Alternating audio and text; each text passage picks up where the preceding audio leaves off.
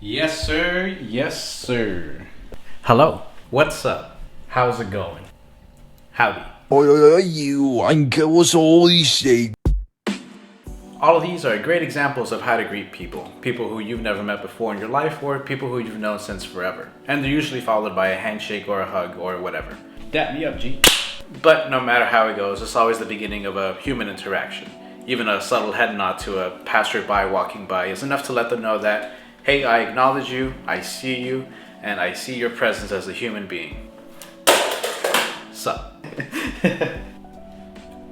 And when greeting strangers you never know, you two could strike up a conversation, find similarities between each other, and then next thing you know, you're more than just strangers. And just kind of think of that. Out of 7 billion people on Earth, you and this other person look at each other and think, wow, I like this person enough that I'm willing to spend time that I will never get back and hopefully not regret it.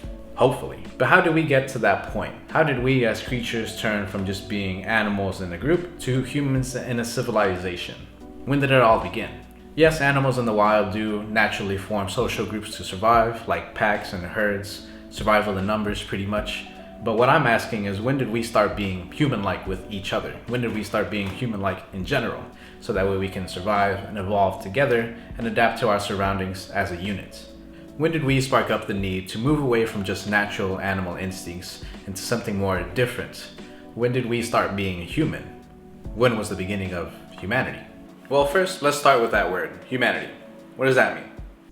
According to Webster's definition, humanity is the compassionate, sympathetic, or generous behavior or disposition of a person, the quality or state of being humane.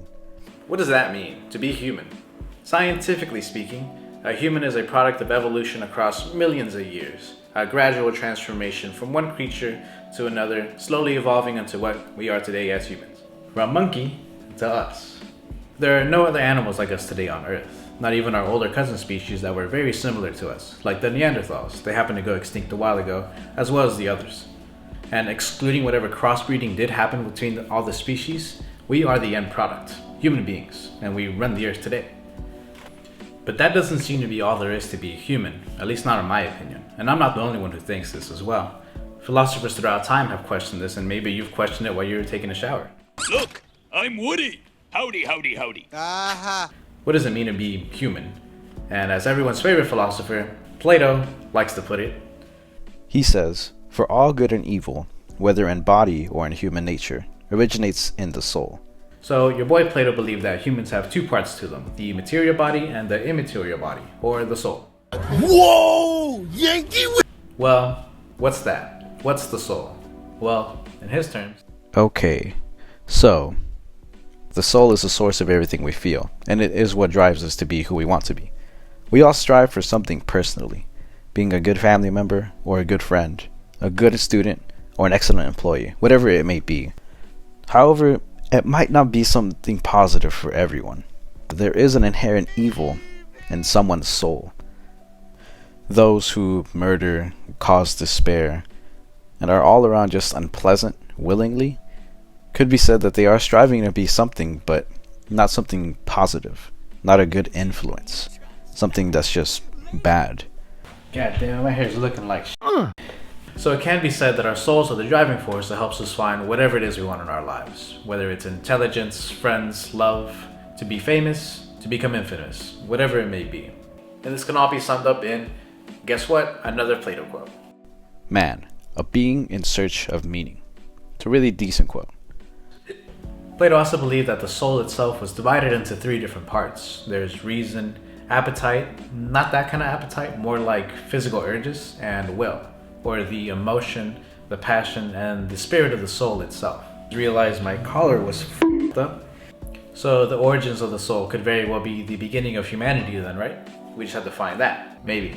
Most likely not. And some of you might be asking, well, what if I don't even believe in souls? What then? I don't believe in that malarkey, bunch of hogwash. Boy, I'm Boy, really about to get your pickle chin now, boy. Well, firstly, that's fine. Feel free to believe in whatever you like to believe in. I won't stop you. You have your beliefs, I have mine. Leave me alone. So for those who don't believe in souls, what is the running theory of where we came from? Well, I'll let the narrator answer that one for you. Yup, boy. Pretty much, the first human ancestors came from Africa, around 7.5 to about 5 million years ago, probably more ape/monkey-like, and they were starting to walk around two legs more frequently. After stumbling around for a while, they finally decided to make some crude tools about 2.5 million years ago, which took a while from just being able to walk upright. And after about 500,000 years of playing with rocks and sticks, our ancestors finally started showing signs of moving around and looking for new places to live. Places like Asia, Europe, and even deeper into Africa. Well, there you go. Archaeologists have found out where and about when we finally became humans, and the secrets to humanity has been unraveled, right? Not exactly. According to the New York Times article, When Humans Became Human, archaeologists around the world are continuously arguing as to when humans started to show human characteristics. And what the article states is that archaeologists are still trying to find when human culture started. It's a little different than when humanity came around. While they might agree to where we came from and roughly to which the starting point was, they all still argue about the beginning of what humanity is. And they'll still continue to argue this. They're more interested in looking for the cultural aspect of when humans became human. And what that means is pretty much when we started to make tools and art and we're able to express ourselves in a more creative aspect. They're looking for a human culture, concrete evidence to show that, hey, look, these humans are being humans, and whatever aspect that might be. All they're saying is that we turn from monkeys to tool-using monkeys to humans. And there's the evidence for it. Here you go. Cave paintings and pottery and whatnot to do stuff with. But what I think is that, well, how did humans create human culture? What compelled us to do what we were doing back in the day? I think there's more to it than that. I feel like there has to be something that drove us to make those things. Not just willy-nilly, hey, look, we evolved from something else, let's show off our brain power. And feel free to read the article for yourself. I put it in the description down below. It's a little bit dry. It does take a while to read, but it is worth a read, or at least just a quick skim through of it. Police siren in the background. Siren. And that's all fine and dandy. The work archaeologists do is incredible, and the fact that they're able to find millions of years worth of human history is amazing in itself. What I'm looking for is a little bit different than what they're finding. They're trying to find the beginning of human culture, and my thing about that is that humans had to create human culture. So our humanity was within us before our creations. And what I'm more interested in is what was both mentioned in the definition of humanity, as well as the soul aspect that Plato was talking about. The compassion, sympathy, and emotional aspect of us as humans and our humanity. The passion behind someone's eyes when they speak about their favorite subjects is like a fire ignited in the deep reaches of their body. The sadness of someone who is holding back tears after learning someone close to them has passed away, like a cold, heavy storm rolling in. The boredom that someone shows while waiting in line at the DMV, a gray sky on a cold fall day, dreary and lonesome.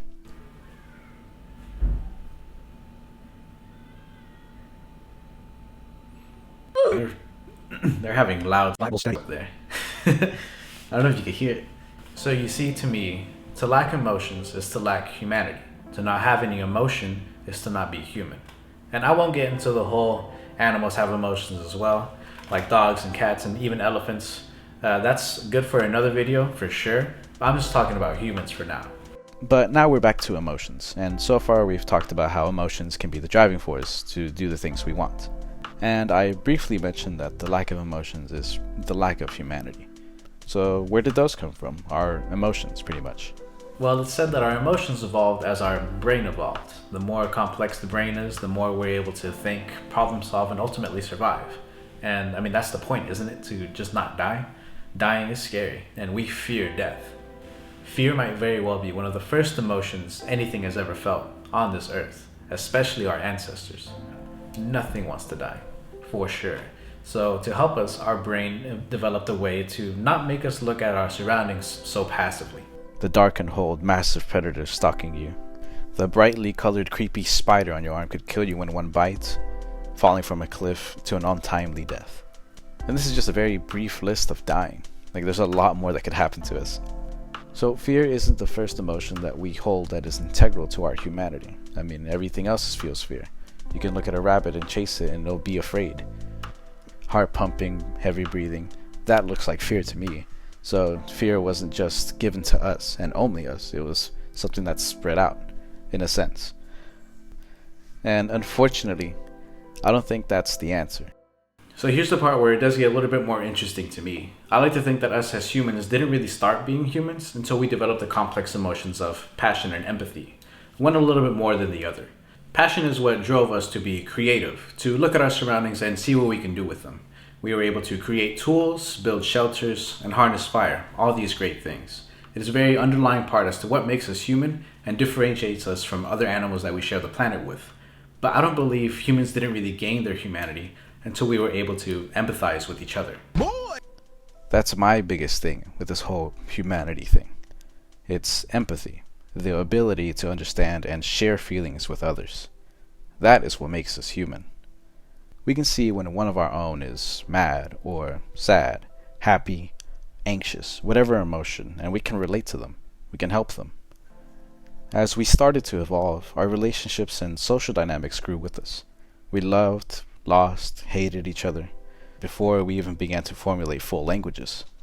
Throughout time, before we created pyramids, before we painted on caves, before we were able to communicate effectively, we were able to pick up feelings of those around us. Our ancestors were able to comfort those who were sad, able to be happy for those who triumphed, and feel jealousy to those same ones as well. We cared for each other and laughed together, feared our surroundings, and overcame them together. We are best when we are together, and we interact better when we can empathize with each other.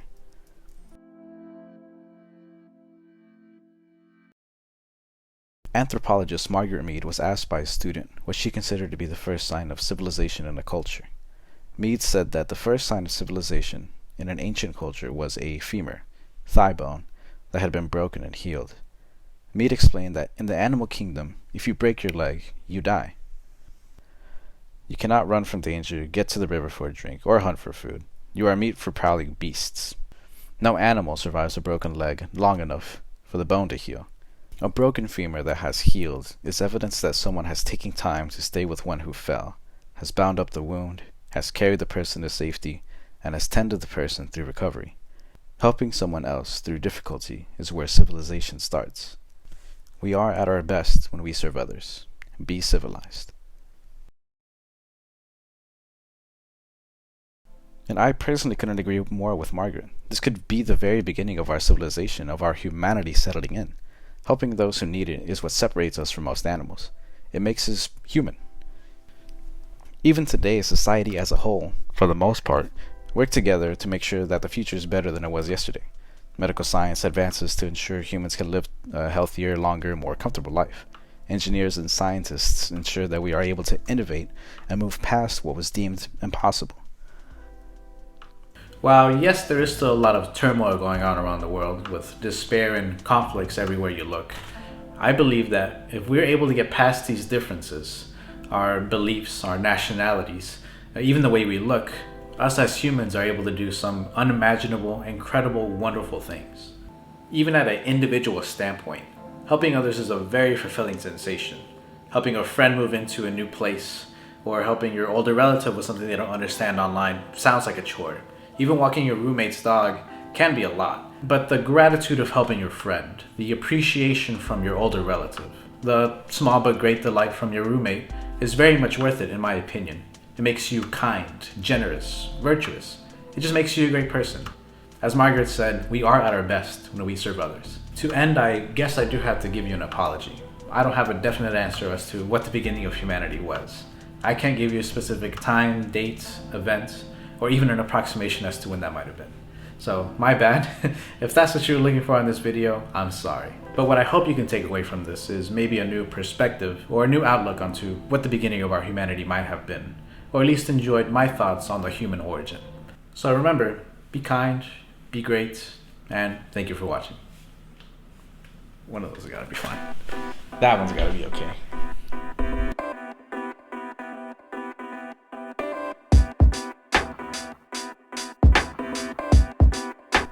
Thank you so much for those who got to the end.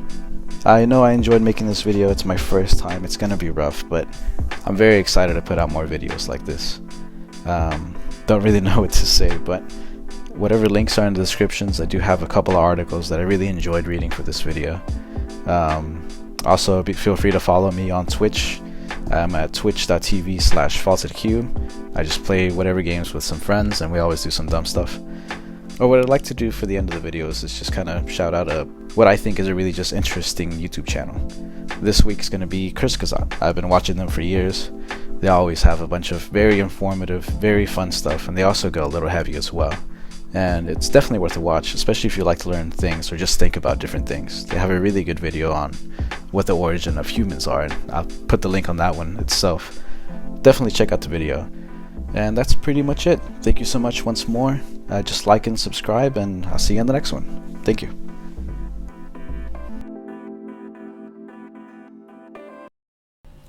Howdy.